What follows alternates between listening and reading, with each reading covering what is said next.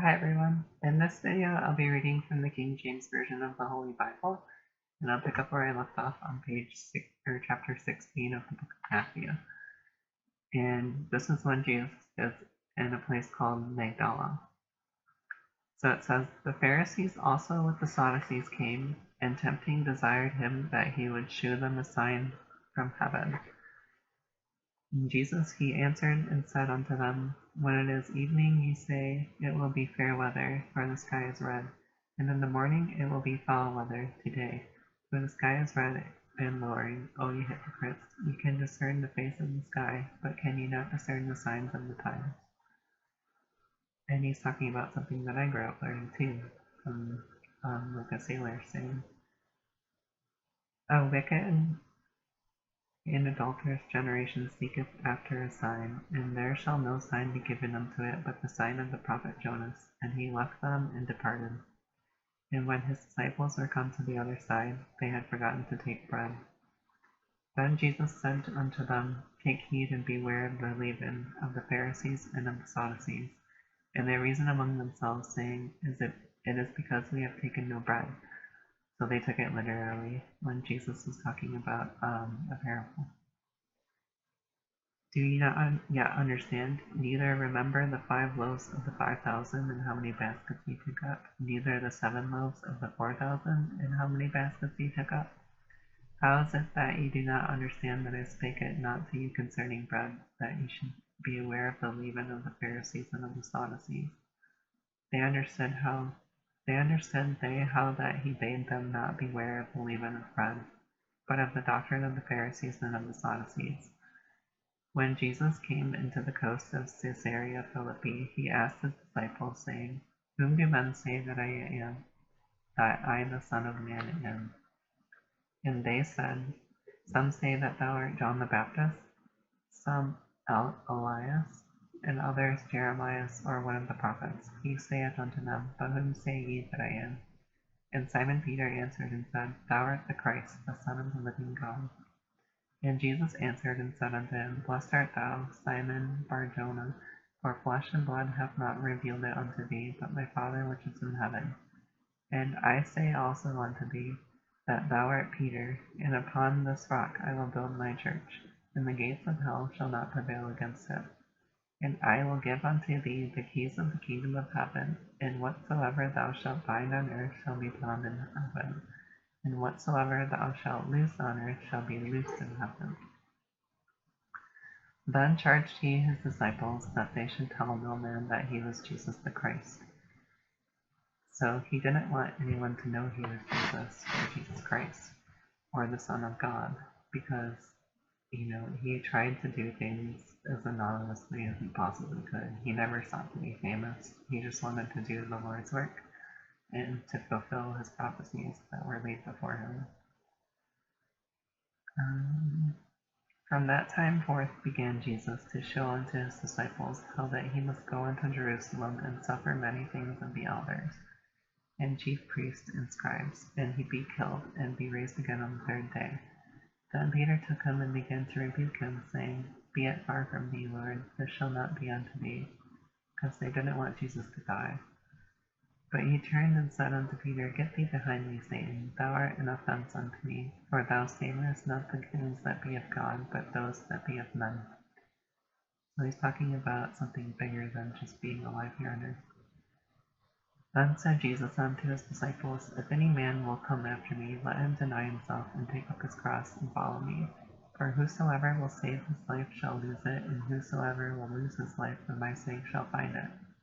For what is a man profited if he shall gain the whole world and lose his own soul? Or what shall a man give in exchange for his soul? And this is true for people when I just released that video about God and the devil, and they both have a book.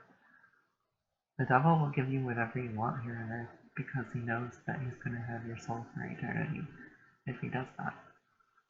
So just keep that in mind, that this life is very short, and we're here for certain reasons. One of them is personal growth. But just know that you're living your life, and how you live this life determines how you end up in eternity. So just know that this life is temporary, and what you do here does count, it does matter, but there's a life after this that's much more important. So for the Son of Man shall come in the glory of his Father with his angels, and then he shall reward every man according to his works. Verily I say unto you, there be some standing here which shall not taste of death, till they see the Son of Man coming in his kingdom. And that wraps up chapter 16 of the book of Matthew. And now I'll start chapter 17 in the book of Matthew.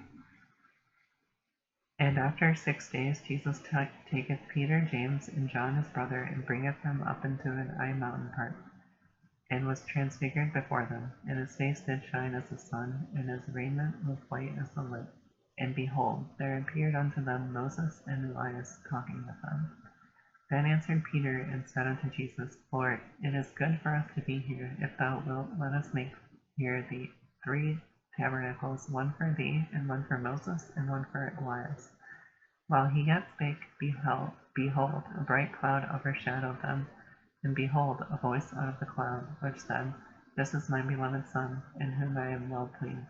Hear ye him. And when the disciples heard it, they fell on their face and were sore afraid. And yeah, I wouldn't blame them, because nobody's supposed to hear the voice of God. And it can be like a very booming effect, because I've heard it too, and I got scared as well, even though he wasn't mad at me. So yeah, I don't blame them for falling to their feet and being afraid. And Jesus came and touched them, and said, Arise, and be not afraid. And when they had lifted up their eyes, they saw no man, save Jesus only. And as they came down from the mountain, Jesus charged them, saying, Tell the vision to no man until the Son of Man be risen again from the dead. So he didn't want them to tell anybody about this event until after he died and came back and showed that he was still alive, because he lives forever. And his disciples asked him, saying, Why then say the scribes that Elias must first come?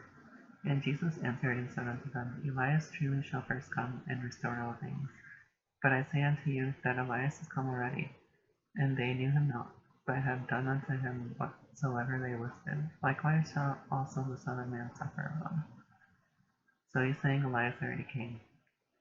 Then the disciples understood that he spake unto them of John the Baptist. Sorry. And when they were come to the multitude, there came to him a certain man, kneeling down to him, and saying, Lord, have mercy on my son, for he is lunatic, and sore vexed, for oftentimes he falleth into the fire, and oft into the water. And I brought him to thy disciples, and they could not cure him.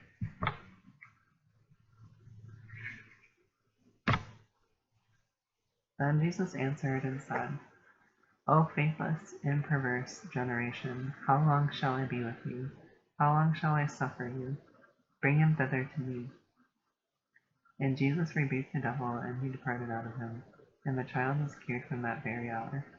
Then came the disciples to Jesus apart, and said, Why could not we cast him out? And Jesus said unto them, Because of your unbelief. For verily I say unto you, if ye have faith as a grain of a mustard seed, ye shall say unto this mountain, Remove hence to yonder place, and it shall remove, and nothing shall be impossible unto you. So he's talking about having faith. And if you have faith, things can happen. Like God can work miracles as long as you believe. Howbeit this kind goeth not out but by prayer and fasting. And while they abode in Galilee, Jesus said unto them, The Son of Man shall be betrayed into the hands of men, and they shall kill him. And the 3rd day he shall be raised again. And they were exceeding sorry. And when they were come to Capernaum, they that received the tribute money came to Peter, and said, Doth not your master pay tribute? He saith, Yes. And when he was come into the house, Jesus prevented him, saying, What thinkest thou, Simon? Of whom do the kings of the earth take custom or tribute? Of their own children, or of strangers? Peter saith unto him, Of strangers. Jesus saith unto him, Then are the children free? Notwithstanding, lest we should offend them, go thou to the sea, and cast a net, and take up the fish that first cometh up. And when thou hast opened his mouth, thou shalt find a piece of money. That take and give unto them for me and thee. So Jesus had some foresight there. He could see events before they happen. And I have a little of that too. I've done the same thing. And that just means God is working through Jesus and me at the same time. Um, so yeah, it's just more proof that he was the Son of God, or he could say something was going to happen and then it happened, and he does that repeatedly in the New Testament. So that wraps up chapter 17. If you made it this far, thanks for watching. Sorry I got a phone call in the middle of it. I'll look out for that in my future videos. So I hope you have a good weekend, and I hope you found this helpful. Bye.